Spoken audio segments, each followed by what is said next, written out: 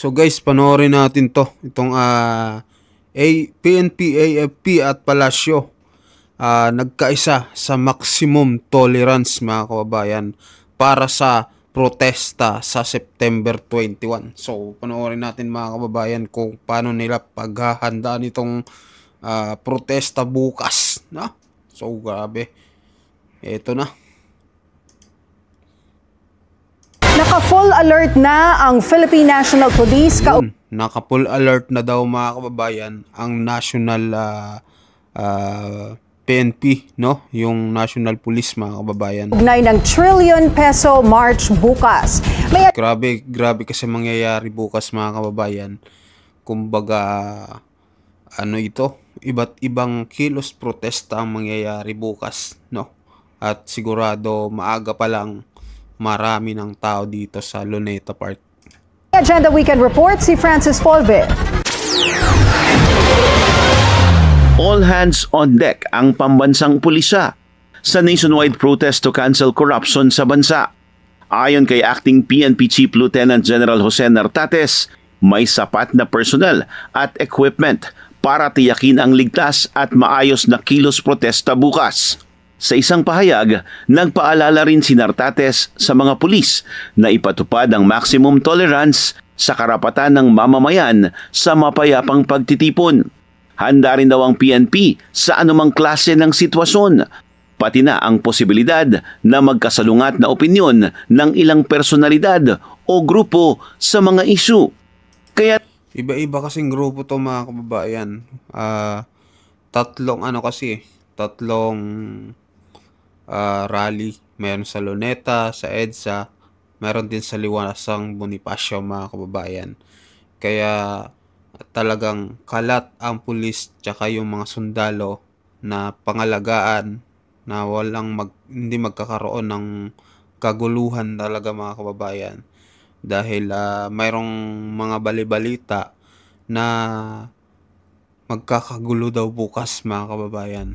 Guguluhin daw bukas ang rally para yun nga pagkakataon na ng administrasyon na magmarsyalo. Yun nga yung mangyayari daw bukas. Kaya abangan natin ito bukas sa Luneta Park. So tuloy natin. Kaya naman gagawin nila ang lahat para walang disturbance at mapanatili ang kaayusan. Nakiusap din ang CPNP sa mga rallyista na igalang ang mga pulis. At tandaan na ang hanay ng pulis ay naroon para magprotekta at hindi kumompronta. Tiniyak din ni Nartates na nais din ng PNP na malaman ng katotohanan at accountability. Of course, lagi tayo nakikiusap sa kanila na ang police natin ay nandito to secure. Not only ourselves, not only yung community, but pati sila na rin mismo. Pati kaya natin nagko-coordinate tayo ay para maganda yung resulta ng kanilang activity. Maximum tolerance will be employed. Maximum tolerance daw mga kababayan. Una nang sinabi ng PNP na magpapakalat ng higit 50,000 pulis sa buong bansa. 50,000 pulis mga kababayan ang ipapakalat. Grabe, sobrang dami nito. O makikita natin kung mas marami pa bang magpoprotesta or mas marami itong kapulisan at itong Armed Forces of the Philippines. So malalaman natin to bukas mga kababayan. Bansa para sa mga pagkilos bukas. Kabilang dyan ang para tumulong sa trapiko, tatao sa mga checkpoint, drone operators at police visibility.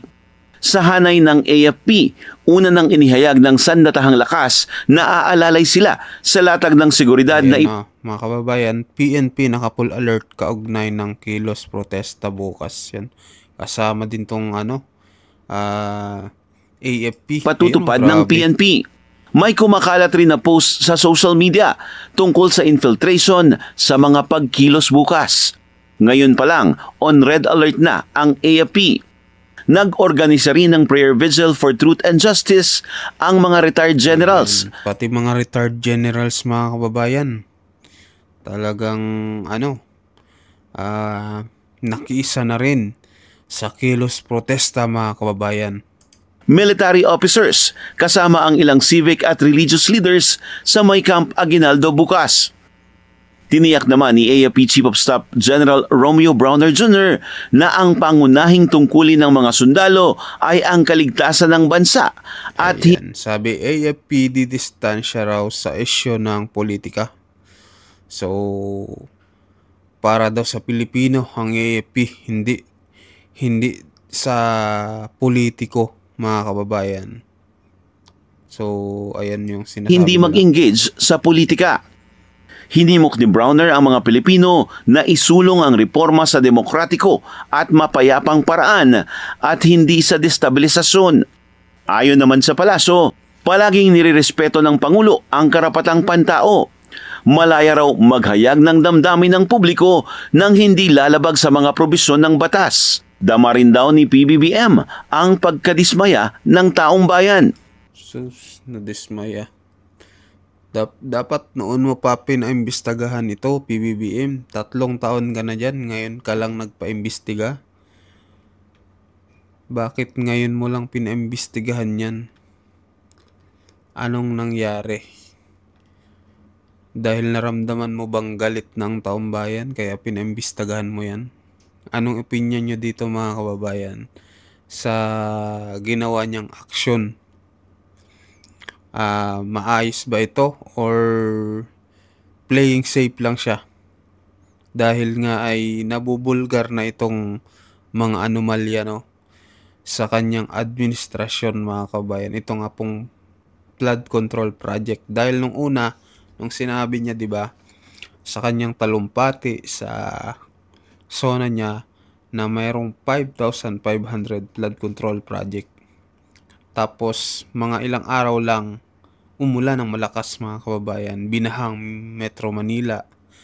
At in-interview ulit siya ng media. Sinabi niya na nandyan lang ang... hindi pala. Binangga daw ng barko yung flood control project, mga kababayan. Tapos, sunod naman, sinabi niya, nandyan daw ang flood control na overwhelm lang. So, nung nagkabukingan na, mga kababayan, bigla na lang siyang nagpaimbestiga. Ayan. Kaya para sa akin, playing safe to si BBM, mga kababayan. Bigla siyang nagpaimbestiga, mga kababayan, para hindi siya ang masisi. Pero, alam nyo naman, mga kababayan, ang tao, matalino na, may social media. Kaya, alam na nila kung ano yung tama at mali, mga kababayan. Kahit kayo alam nyo na itong ginagawa ng administrasyon talagang palpak, mga kababayan. Talagang maraming anomalya, maraming korupsyon, walang mga proyekto, wala kang makikita. Kaya talagang nakakadismaya. Kayo, para sa akin, yun yung opinion ko, anong opinion nyo, mga kababayan. So, tuloy natin to. Mula raw nang pinasimulan ng Pangulo ang investigasyon sa mga anomalya sa flood control projects, nais rin niya na mapanagot ang mapapatunayang ng abuso sa kaban ng bayan. Sus, papanagot si Romualdez nga, hindi mo mapaimbestigahan. Yun yung yung nag-insertion daw ng budget, mga kababayan. Bakit hindi mo mapaimbestigahan? Pati ito si Saldico, bakit nasa ibang bansa? Anong nangyayari? Bakit ayaw pa rin umuwi? 'Di ba? So, we'll see. Makikita natin sa mga kung anong mangyayari. Kasi hanggang ngayon, iniimbestigahan pa rin, mga kababayan, itong flood control project anomaly na nalalaman na ng taong bayan. Grabe, kasi dahil sa baha sa Metro Manila, talagang mararamdaman ng taong bayan. Kasama nito, nagbabala ang palasyo na maging mapanuri at mapagmatsag dahil baka gamitin ang lehitimong layunin na ito ng ilang tao na nais siraan ng gobyerno at iangat ang personal nilang interes. Para sa Agenda Weekend, Francis Polbe, Billionario News Channel. So kayo mga kababayan, anong komento nyo dito sa itong PNP AFP at maximum tolerance na mangyayari bukas mga kababayan, at naka-red alert na rin para sa safety ng mga magrarally din, baka mamaya biglang magkagulo mga kababayan. So mag-comment kayo, mag-subscribe na din at paki-like ng video natin para recommended po tayo. So maraming salamat po sa inyong lahat. Bye bye.